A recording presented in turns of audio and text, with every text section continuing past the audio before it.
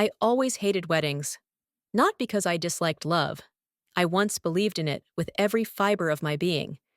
But because weddings reveal more about people than they realize, especially when you're not the bride. It was a warm May afternoon when we arrived at the venue. Everything was white and gold, glimmering under the soft California sun. His brother Thomas had spared no expense. My husband Richard adjusted his cufflinks with a practiced ease while I carried our daughter, Lily, on my hip.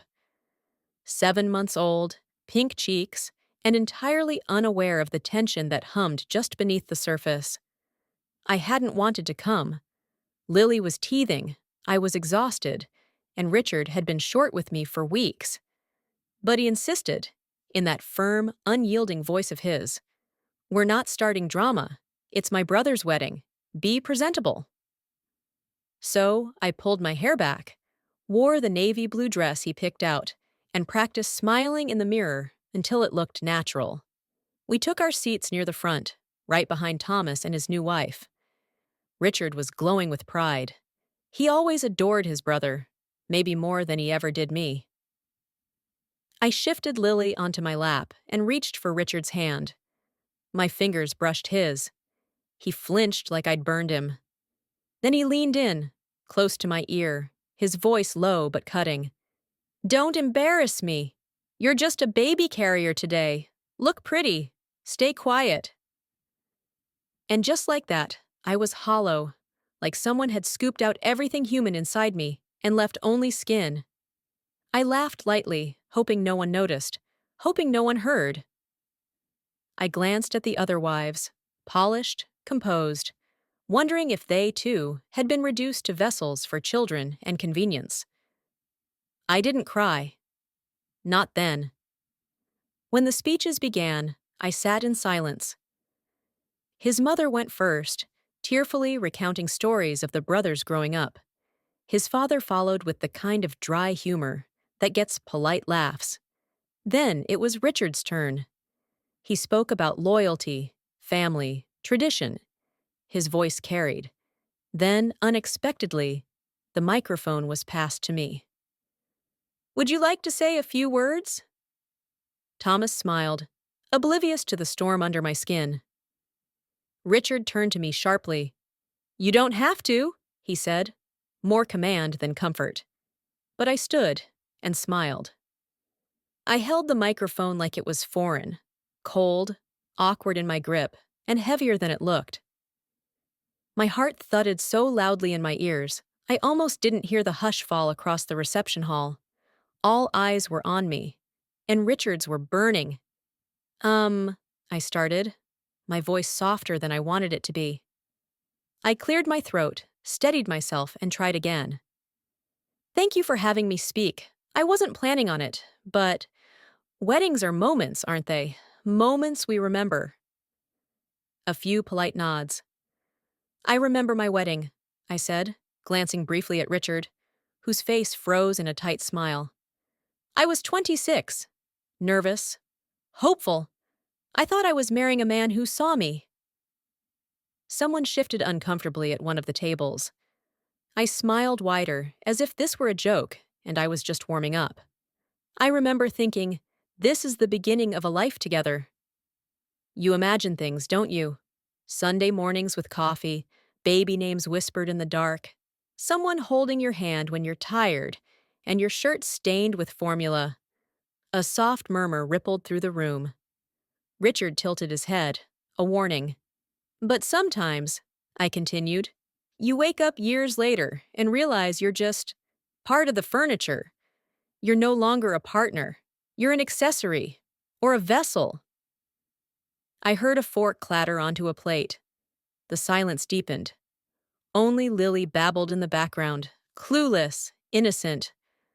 My hand trembled as I held the mic tighter. I looked directly at Richard now. "And sometimes, the person you married, the one who once said you made them better, will flinch when you reach for them, not because they're angry, but because they've forgotten you're human." My voice cracked slightly, but I didn't stop. "Thomas, Claire." I turned to the bride and groom. I hope you never forget to see each other, even when life gets loud, messy, hard. Because once you stop seeing each other, it's not marriage anymore. It's performance. With that, I handed the microphone back and walked off the stage. My palms were sweaty. I didn't look at anyone. I just reached for Lily, who was now with Richard's cousin, and held her tightly to my chest. Richard didn't follow me, not at first. When he did, it was behind the building, near the parking lot, where the smell of champagne and sweat gave way to silence and cool air. "What the hell was that?" he hissed, eyes wide with controlled rage. "Are you insane?" "I told the truth," I said quietly. He stepped closer, towering. "You just embarrassed me in front of my entire family." I looked up at him. I reminded them I exist. His nostrils flared. "Go home. Now we'll talk later." He didn't offer to help with Lily. Didn't even look at her. He turned and walked back into the celebration, like he hadn't left behind a woman unraveling in his shadow. I drove home alone, Lily asleep in the back seat, and for the first time in years, I let myself cry without guilt. The morning after the wedding, Richard acted like nothing had happened. He poured himself coffee, kissed Lily's forehead, and flipped through his phone like it was just another Sunday. I stood by the sink, watching him like he was a stranger who had wandered into my kitchen. My body still ached from carrying Lily, my chest tight from lack of sleep. But he didn't look at me, not really. He never did anymore. "I'm going to the gym," he said flatly, not waiting for acknowledgement. "Don't forget, my parents are coming by at 3. Try not to bring up last night." I blinked. "That's it?" He paused. "What else is there?" I didn't answer. There was no point. Richard didn't deal in apologies. Not for me. We hadn't always been like this. When we first met, he was magnetic. Sharp suits, quick wit, the kind of confidence that fills a room. He noticed things back then. The way I chewed on my straw when I was anxious. The books I loved but never finished. How I laughed with my whole body. But things changed after we got married. Subtly at first. He began correcting how I spoke at dinners. He stopped holding my hand in public. Then, when I got pregnant, he seemed annoyed. Not angry, not cruel, just cold. Like I'd become less useful now that I was heavier, slower, tired all the time. When Lily arrived, he barely held her. He said he didn't want to do it wrong, but months passed. He never tried again. I started doing everything: the feedings, the laundry, the late-night cries, the doctor visits. When I asked him once if he could change a diaper, he laughed. "You're better at that stuff. Natural instinct." It wasn't instinct. It was exhaustion. It was survival. When his parents came by that afternoon, I pasted on the same smile I'd worn for months. His mother commented on how quiet I'd been at the wedding. "You didn't say too much," she said lightly, sipping her wine. "Very tasteful. That little speech of yours really got people talking." Richard's jaw flexed. I nodded politely. "Sometimes, honesty makes people uncomfortable." She blinked. "Oh, it was honesty?" There was no malice in her voice, just the passive kind of disapproval that cuts sharper than any shout. I wondered if she had ever spoken out against her husband. Probably not. Women in their family were taught to smile through bruises, even if they were only on the inside. After they left, Richard didn't speak to me. Not for hours.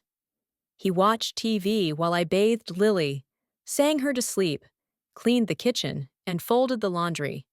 It was like I didn't exist. At midnight, I found him standing on the back porch, staring at nothing. "I meant what I said yesterday," I told him quietly. He didn't turn around. "You made me look like a fool. You made me feel like a ghost." He finally turned. "You think you're a martyr now? Is that it?" I shook my head. "Number. But I'm done being invisible." He laughed bitterly. "You're not going anywhere. You need me. You have no job, no savings, no plan. You're stuck. He said it calmly, like it was a fact of life, like gravity. I closed the door behind me and went back to bed. And for the first time, I let myself imagine a life without him. The next morning, I began writing lists. Not dramatic lists, not how to escape or how to ruin him. Nothing like that. Just practical things, what I'd need to do to survive. Bank account, resume, daycare. It felt surreal, like I was planning someone else's move, but every bullet point brought a sliver of clarity. I'd been a graphic designer before Lily was born. Freelance, small clients. Nothing glamorous, but steady. I hadn't touched design software in over a year. Richard said it was unnecessary for me to work. He made enough, and besides, what kind of mother leaves her baby with strangers just to design logos for vegan bakeries? Still, I downloaded the software again. Quietly. At night. The first time I opened my laptop, I cried. Not because I was sad, but because it felt like I had a piece of myself back. A real one. Not the version of me who folded towels perfectly or remembered which pacifiers Lily liked. Richard didn't notice. Or if he did, he didn't ask. He started coming home later, smelling of whiskey and department store cologne. He said it was networking. I didn't ask questions. I already knew the rhythm of lies too well. One Thursday, Lily had a fever. I called Richard at work. His assistant answered. "She's not well," I said. "I need to take her to urgent care." There was a pause. Then Richard's voice, cold, irritated, filtered through. "You can handle this. Why are you calling me for everything?" "I'm not," I said, stunned. "This is the first time I'm in a meeting." Click. I bundled Lily into the car and sat in the clinic for 3 hours, alone.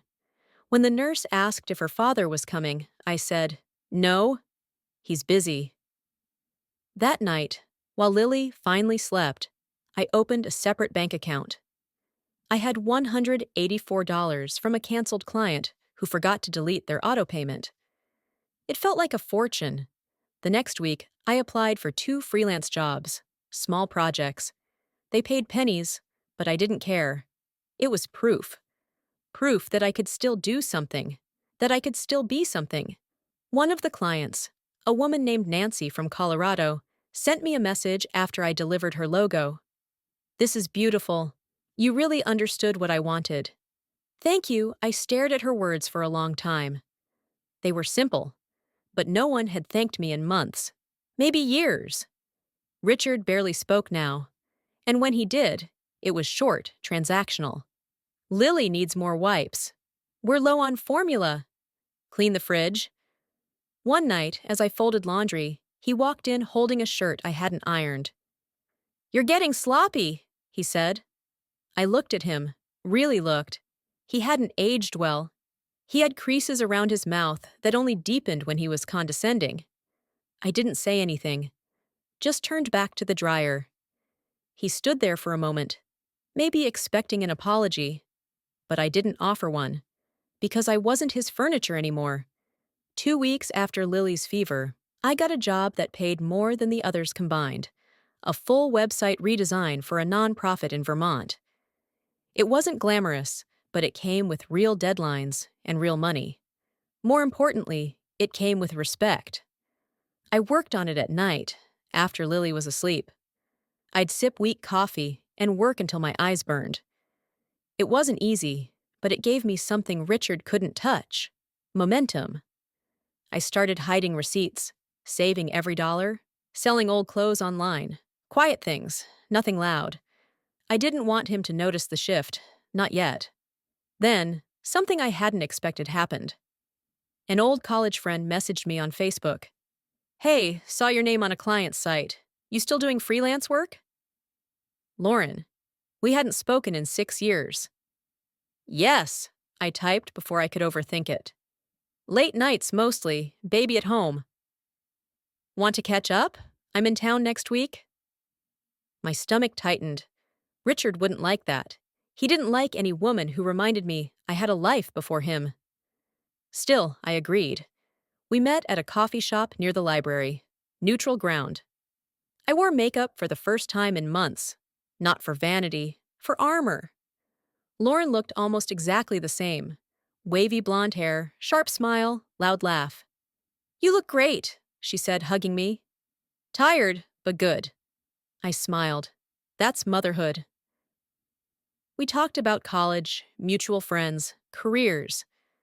I told her the sanitized version of my life. She saw through it. "You okay?" she asked quietly. "I don't mean to pry. You just seem like someone who's holding her breath." I paused, unsure how much I could say. "I'm just trying to get back to myself." Her eyes softened. "If you ever need help, real help, I'm here. My firm has a daycare stipend. We hire remote designers sometimes. I can float your name." I blinked. "You do that?" She nodded. "You were the best in our class. I always thought you gave up too early." That night, I didn't sleep. I lay awake, staring at the ceiling, remembering the version of me who dreamed of creative agencies and city lights, not diapers and clipped silence. 2 days later, I submitted my resume. I didn't tell Richard. He noticed the next week when he saw a client invoice in the mail. "What's this?" he asked, holding it up like a threat. "A payment for a project you're working now?" "I never stopped being able to work." He stared at me, jaw clenched. "You should have talked to me." "I did," I said calmly. "You just didn't listen." He walked out of the room without a word. Not yelling, not yet. That scared me more. Later, I checked the locks. Everyone. Then I emailed Lauren back. "I'm interested. Please keep me in mind." She replied within minutes. "Already did. Interview next week." The interview was over Zoom. I wore a white blouse I hadn't touched since before Lily was born and sat in the one corner of the house where Richard's presence didn't seem to linger. The woman who interviewed me, Dana, was warm, focused, and respectful. She didn't ask about my gap year. She asked about my instincts, my process, how I balanced color theory and branding voice. For 30 minutes, I wasn't a wife. I wasn't a mother. I was just me. When we wrapped, she smiled. "We'll be in touch soon, but I'll tell you now, Lauren's recommendation carried a lot of weight." The moment I logged off, I exhaled so deeply I surprised myself. Lily stirred on the baby monitor, and just like that, the spell broke. I closed the laptop, picked her up, and walked around the house with her against my chest, humming. I didn't have the job yet.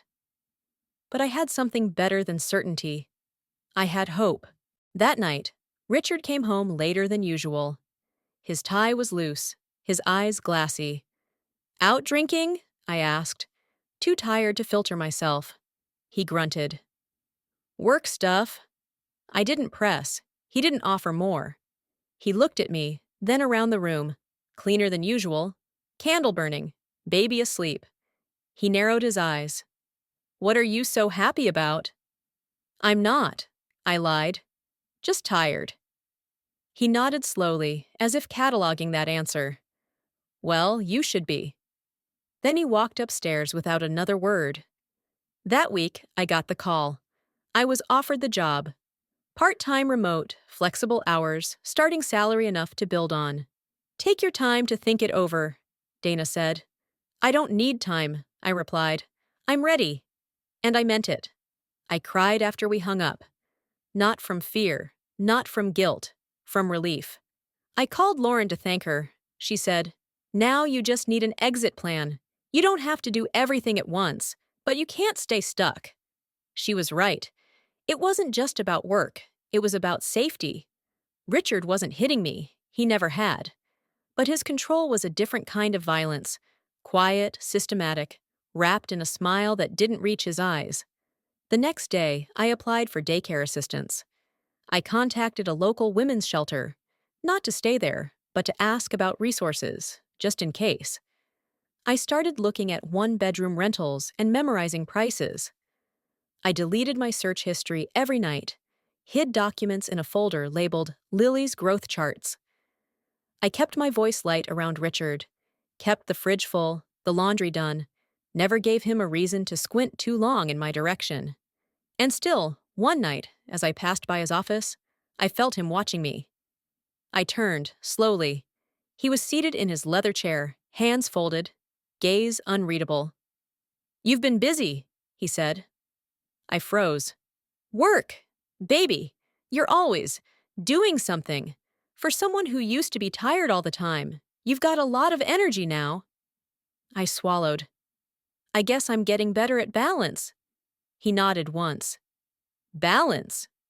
He didn't say anything else, didn't smile, just watched as I walked away. My hands were shaking when I reached the bedroom. The morning after Richard watched me from his office, I woke up early. Lily was still asleep, her tiny chest rising and falling in a rhythm that steadied me. I poured coffee, checked my email, and found my onboarding documents from Dana waiting in my inbox. "Welcome to the team," it read. I stared at those words for a long time. They didn't just mean employment. They meant options. Options meant freedom. That day, I did something bold. I looked at an apartment, a small, older one-bedroom on the edge of town. Creaky floors, outdated cabinets, but clean, safe, and within reach. I told the manager I was just browsing, but I took pictures. I asked about deposits. I memorized the street. When I came home, Richard was in the kitchen. He looked up the moment I walked in. "You were out." It wasn't a question. "Yes," I said. "Groceries." He looked past me at the two small bags in my hand. Didn't seem like much. It wasn't. Just diapers and milk. He nodded slowly, his expression unreadable. That night, as I bathed Lily, I caught myself humming. I hadn't done that in months. I dried her off, swaddled her, and laid her in the crib. And for a brief moment, I believed I could make it out cleanly. Quietly, just me and her. No explosions, no scenes. But then the phone rang. Richard answered. He said little, just short, clipped phrases. Then he handed the phone to me. "It's your mother." I hesitated. I hadn't spoken to her in weeks. Her voice was calm, but something was off. "Honey, Richard said you've been having a hard time. He told me you've been overwhelmed." My breath caught. "What?" "He's worried," she continued. "He said you've been paranoid, maybe even depressed, that you're pulling away from him and the baby. He said you're working too much." The room spun. "I'm fine," I said. "Don't listen to him." "I'm just checking in," she said carefully. "Maybe talk to someone? Just in case." After I hung up, I walked into the living room and stood in front of him. "You called my mother?" He didn't flinch. "She asked how you were." "You told her I was unstable." "I told her I was concerned, which, by the way, I am." I stared at him. "Why are you doing this?"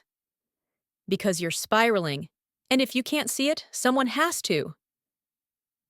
It was subtle, precise, a blade in a velvet sheath. He wanted to discredit me, in case I ever tried to leave. He was building a case.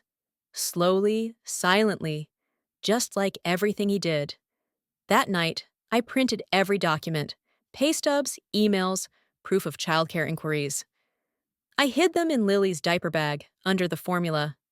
I packed an emergency overnight kit, diapers, wipes, baby food, a change of clothes, and left it in the trunk. I told no one, because now I knew Richard wouldn't let me walk away. He needed to keep control, and I was done being controlled. The next week passed in a blur of caution. I worked quietly during the day, rocking Lily with one hand while reviewing web layouts with the other. At night, I double-checked everything: passwords, bank statements, hiding places. I memorized addresses, numbers, license plate routes to the shelter. I spoke to no one about my plan. Not even Lauren.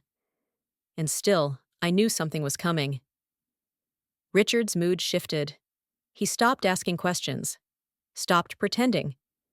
He'd linger in doorways, watching me without speaking. He'd shut his laptop the moment I entered a room. He'd mention our wedding album, our future, the way people do when they're trying to remind you who you used to be, who you're supposed to be. Then, one night, he came home with flowers. Peonies, my favorite. He hadn't bought me flowers in over 2 years.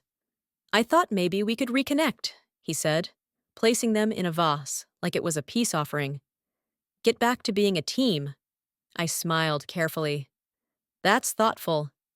He poured us wine, sat beside me on the couch, his arm draped along the back, not touching, just hovering. You've been different lately, he said. Busier, more private. I've had a lot on my plate. He nodded slowly. Still, you could lean on me more. If something's wrong, you can say so. I looked at him. Really looked. This wasn't kindness. It was surveillance dressed as concern. I'm fine, I said softly. He waited a beat too long before responding.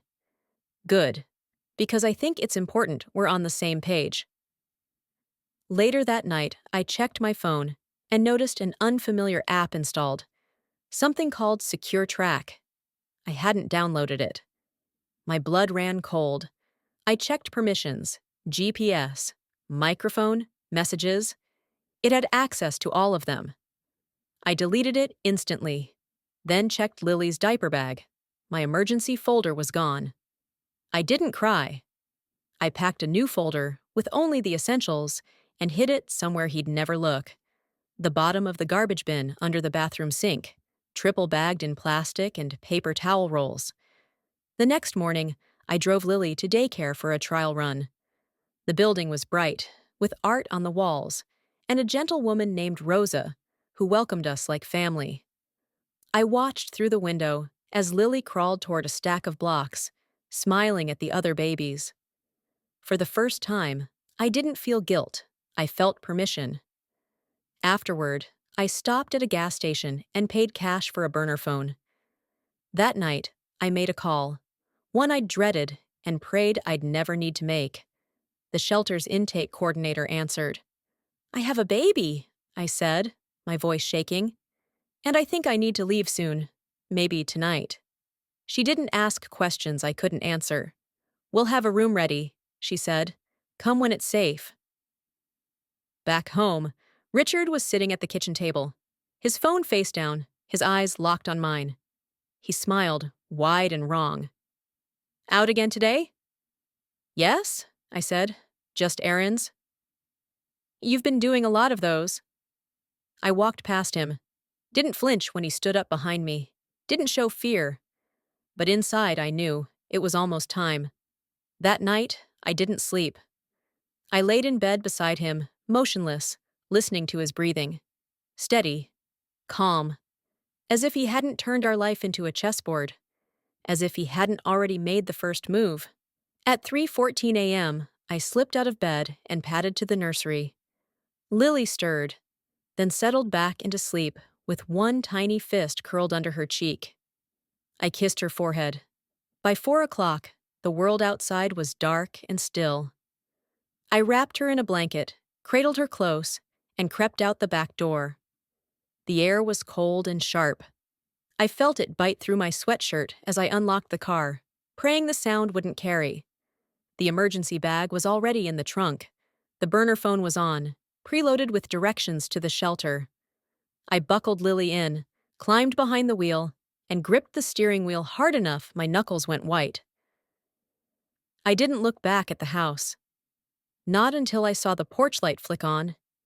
He was standing there, in the doorway, still, barefoot, watching. For a moment, he didn't move. Then, slowly, he stepped forward. My foot hit the gas. I didn't wait to see if he ran after us. I didn't wait to see what he would say. I drove, through the quiet streets, past sleeping houses. Every red light felt like a trap.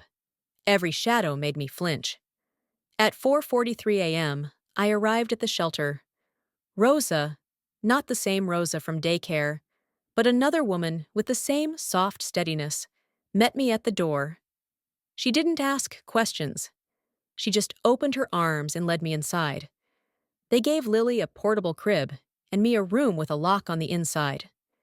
And for the first time in what felt like years, I closed my eyes without fear. I didn't know what tomorrow would look like. I didn't know how the custody hearings would go, or what stories Richard would tell, but I knew this. We were gone. We were safe. And I was not going back. 2 weeks later, I stood in a borrowed dress with a microphone in my hand. Again. Thomas had called. He said, "Claire and I wanted you to speak." "What you said at our wedding. People are still talking about it." I almost laughed, but I agreed. The reception was smaller this time, just a post-wedding dinner for extended family and friends who couldn't travel. Richard was there. Of course he was. He stood at the back, arms folded, pretending I didn't exist. He'd already begun spreading his version of the story, that I'd had a breakdown, that I'd abandoned him. He told his mother I was in a facility. He told mine that I'd taken Lily without permission. But none of that mattered now, because I had documentation. I had witnesses. I had a lawyer, a kind, fierce woman who saw through Richard in minutes. The family court process had just begun, and it would take months, maybe more. But today was mine. I took a deep breath and began. When I spoke at their wedding, I said that marriage is about seeing each other. And I meant that. But what I didn't say then, what I didn't have the strength to say, is that sometimes you have to see yourself first, because no one else is going to do it for you. A quiet stillness swept the room. I spent years thinking I was less, that I was meant to shrink, to stay silent, to survive. I thought if I did everything right, love would come back.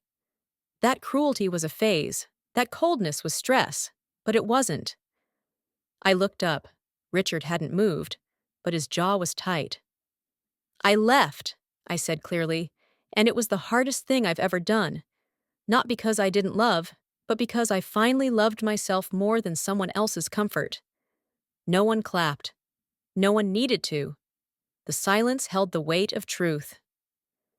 I handed the microphone back, walked off the stage, and as I passed Richard, I looked him in the eye for the first time in months. He said nothing, because there was nothing left to say.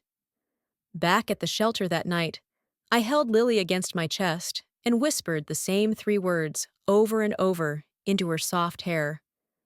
"We are free!"